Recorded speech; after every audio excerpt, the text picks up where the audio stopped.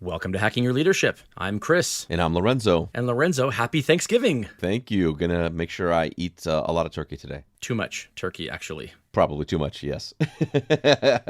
Today is the very first episode of our holiday series. And for people who've been listening and with us since the beginning, you know that right about this time every year, we decided to change the format just a little bit from around Thanksgiving to around New Year's because we don't want to ask of our listeners the same level of time commitment that we would do throughout the year with our 20 or 25-minute episodes. So for now through the end of the year, basically through Thursday, December 30th, we're going to have these shortened episodes where we're going to talk about the same thing throughout, and I'll get to that in a moment. And we'll have a different small topic each day, every Thursday and Monday between now and December 30th. There'll be a little bit shorter episodes, around 10 minutes each. Maybe allow you some more time to spend with your teams and with your families, but still give you some hopefully relevant content on things that can support you and help you out this year. And so what I want to do for this year's holiday series is I want to take it back to some of the stuff that we did at the very, very beginning. For people who don't know this, the background on Hacking Your Leadership is that Lorenzo had his own podcast, the Life of Lozo podcast, which you can check out on Apple Podcasts if you'd like to.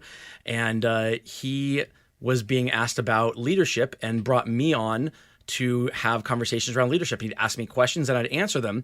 And it was around hiring for leadership roles. How do you get the right people in role for leadership? And so what we want to do for this holiday series this year is we went online to find examples of questions that, according to people who should know these things, these are questions you should be asking leadership candidates for a role in leadership.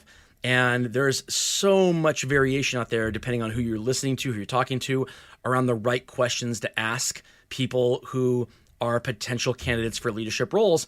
And because a lot of what leadership is less about show me the results, and a lot of it can be subjective, I think there are a lot of people who kind of slip through the cracks. They get through into these leadership roles, and they may not have been the right person for the job, but it's really difficult to screen for leadership if you don't know the right questions to ask. And so for this holiday series, we're going to talk about the great questions to ask potential leadership candidates. And the very first question that I want to ask, or I want to talk about, is how do you build and maintain trust with your team? So if a person's interviewing for this job as a leader, I want to know, how do they build and maintain trust with their team?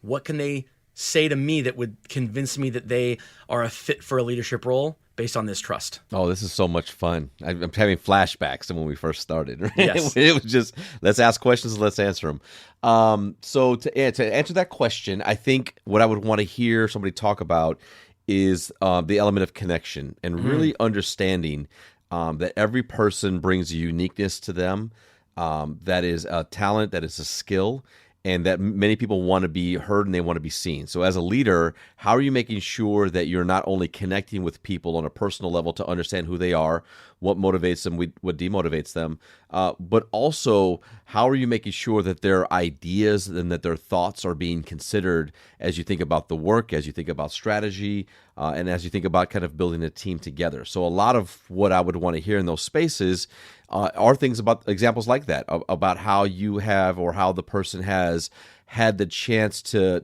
connect with people in that way and to find relationships that are flourishing and that have resulted in development and collaboration. And I would also like to hear maybe in that example somewhere where you made a mistake or where the trust was put up to test or something had to happen where you had to show up for somebody in a space as a leader that was there to cement that type of trust. Right. When I think about this question, for me, I think about what is the opposite, right? So in any example of what good looks like, there's also by definition an example of what bad looks like. And when I think about examples where I've had teams or I've had individual people where there wasn't a good relationship, where they didn't trust me, it wasn't because I was lying to them. It was because I wasn't very intentional on the communication to set the stage for what they could expect out of me, which meant their expectations out of me were not based on anything real. They were based on what they just thought they should be able to expect out of me. And then when I didn't meet that, it led to a lack of trust. And so I think when to build trust with a team, my absolute necessity is, very, very constant, consistent, and often communication around what they can expect out of me as a leader. Because all trust is do your actions meet your words, right? What did I say I was going to do, and am I actually doing that? And if I don't define what it is that I'm actually going to do, then they'll define it for me.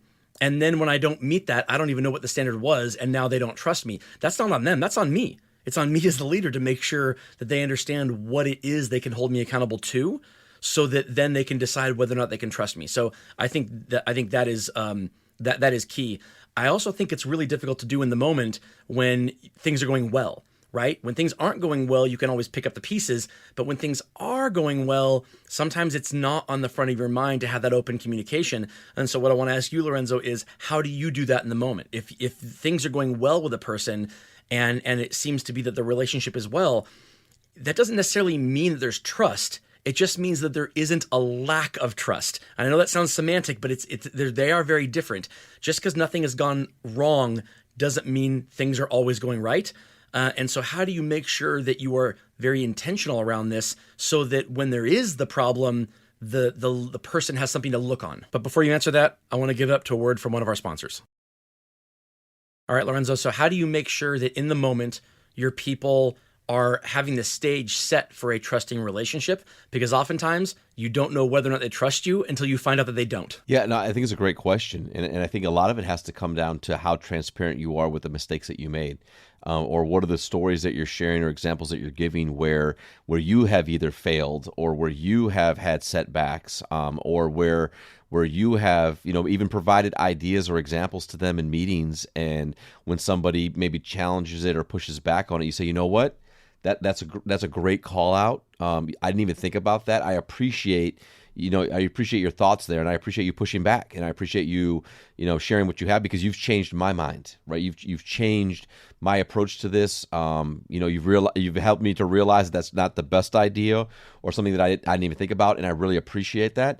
So like you're proactively making sure that you're looking for the opportunities to either share with them that you have also made mistakes historically, and or that you're making mistakes continuously by providing examples or thoughts or ideas that are not the greatest. And I think that really solidifies that, so that when something does go wrong, potentially, the leader knows that they can share it, or they can ask for help or advice, or they can admit the mistake because they've heard you admit this mistake many times as their leader. Yeah, I completely agree with that. I think I would take it another step further too, and to even either publicly or privately in one-off conversations, talk about that interaction also. Meaning, I thought we were going to do it this way. Oh, but Lorenzo told me about this way, and now we're going to go this way instead because he was right.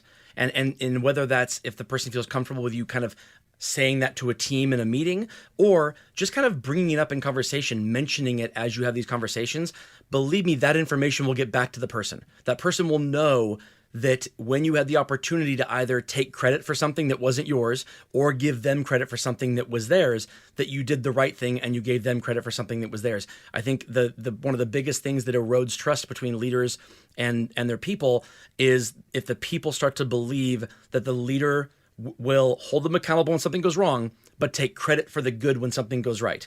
And when a leader can show that when something goes right, that the person who actually is responsible for it is getting the credit for it, that goes a huge distance in terms of people just letting down their natural guard as far as what they think you're going to do. Because I don't care who you are, you have had examples in your past where you had leaders who didn't do this well, leaders who took credit for things that you did, and that feels very wrong.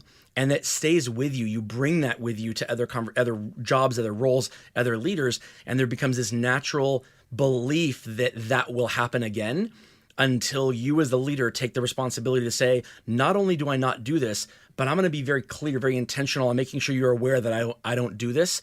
The quicker you can get that out of the way, the quicker you can make sure your people see that you're not the kind of leader who will do that to them, the more that they will stop focusing on making sure they get credit for things and start focusing on doing their job better, because they know they don't have to spend any of their efforts getting credit for things. You're doing it for them. You as their leader are taking it upon yourself to make sure they get credit for the good stuff they're doing. Now they don't have to worry about that. They can put that bag down and pick up the bag of how do I be more productive? How do I get done more work?